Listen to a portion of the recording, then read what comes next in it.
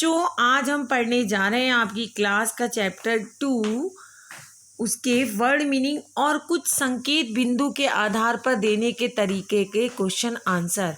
अगर अभी तक आपने मेरे चैनल को लाइक सब्सक्राइब शेयर नहीं किया तो जल्दी से कर दीजिए। स्टार्ट करते हैं वर्ड मीनिंग। इस चैप्टर के लेखक हैं शिव प्रसाद सिंह और यह एक गद्य विधा है। गद्य समझते हो, दो तरह के विधा होती है, गद्य और पद। साहित्य भी पूछ सकता है कितने प्रकार के होते हैं, दो, गद्य और पद। ये गद्य है और गद्य में भी इसमें कहानी लिखी गई है। तो वर्ड मीनिंग देखते हैं। शब्द, शब्द अर्थ स्वच्छ, साफ, ज्वार, बुखार, जलाशय, तालाब, एकदम, अचानक। विसूचिका संक्रमण रोग है ये एक तरह का। विलंब, देर, विश्वास, भरोसा। क्वार का महीना चैप्टर में आया है। क्वार का महीना बच्चों को पता ही नहीं होता मैम ये कौन सा महीना है। तो बच्चों, जिस महीने में ना अधिक गर्मी होती है ना अधिक सर्दी होती है उसे क्वार का महीना कहते हैं। इंग्लिश में क्या होता है आप खुद ही बता दीजिए। आषाढ़ का महीना, भयानक गर्मी और कभी कभी वर्षा होती है, ये भी इंग्लिश में आपको पता है, मुझे कमेंट बॉक्स में लिख के भेजिएगा। माघ, अत्यधिक सर्दी। विवाह, शादी। ग्राम, गांव। संकेत बिंदु के आधार पर आपने मुझे इनको आंसरों को देना है। संकेत बिंदु एक नया तरीका है जो मैं आपको सिखाने जा रही हूँ।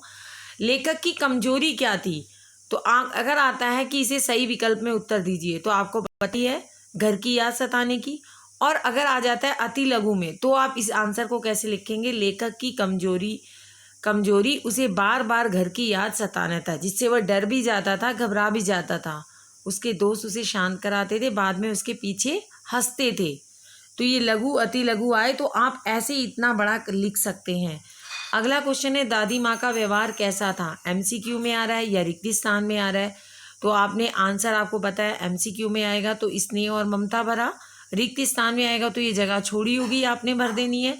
और अगर लघु में आता है संकेत के अनुसार पर लघु उत्तर दीजिए तो भी आप यही लिखेंगे दादी माँ का व्यवहार स्नेह और ममता से भरा हुआ था।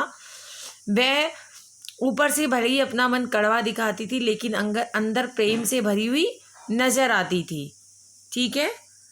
अगला आता है दादी माँ क्यों उदास रहती थी, तो रीज़न क्या था उसके उदास रहने का, तो आपको पता ही है दादाजी की मृत्यु हो गई थी। सेम वही मैंने आपको पैटर्न बताया है।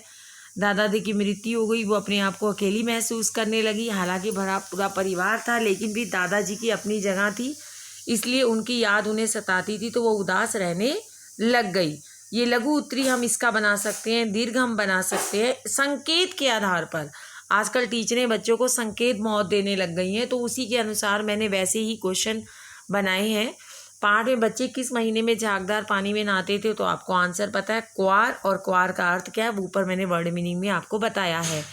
औरतें विवाह से 4-5 दिन पहले क्या करती थी, तो बच्चों रात भर गीत के अभिनय के साथ गीत करती थी, यानी कोई लड़का बनता था, कोई लड़की बनती थी, कोई सास ससुर बनता था। ये है। नहाकर लौटने पर दादी माँ के लेखक के लिए क्या लेकर आई, तो सबूतरे की मिट्टी लेकर आई। ठीक है, जिसको लगाने से लेखक ठीक हो जाता। दादी जी का ऐसा सोचना था क्योंकि उन्हें गाँव की 50 किस्म की दवाइयों के नाम याद थे। अगर दीर्घ में आता है तो आप इतना लंबा लिखेंगे और एमसीक्यू रिक्त स्थान तो आपको मालूम ही है। बीमार होने पर लेखक की सबसे अधिक देखभाल कौन करता था, तो अक्सर माँ लिख देते हैं बच्चों, लेकिन इस चैप्टर के अकॉर्डिंग दादी माँ आएगा। दादी कहाँ से नहाकर आई थी, तालाब से। बीमारी के समय दादी किस बात का बहुत ध्यान रखती थी, तो साफ सफाई का बहुत ध्यान रखती थी। मेरी पहली क्वेश्चन आंसर कुछ मैंने और ऐड किए हैं, पहले आपको जो करवाए थे थोड़े कम हैं। दादी के कंगन संभाल कर क्यों रखे थे, दादी ने कंगन संभाल कर इसलिए रखे थे क्योंकि यह उनके दादाजी द्वारा दी गई उनके वंश की निशानी थी। क्वेश्चन नंबर 2 है दादी माँ कहानी से आपको क्या प्रेरणा मिलती है, तो उत्तर दादी माँ कहानी से हमें ये प्रेरणा मिलती है कि हमें बड़ों की सीख सदैव महत्वपूर्ण होती है। हमें बुजुर्गों की भावनाओं को समझकर उनका सम्मान करना चाहिए। हमें सदैव उनका ख्याल रखना चाहिए। जिस प्रकार उन्होंने हमारी चिंता और परवाह की है वैसे हमें भी उनकी बुढ़ापे में देखभाल करनी चाहिए। सदैव उनका सम्मान करना चाहिए और मुश्किल समय में उनको सहारा देना चाहिए।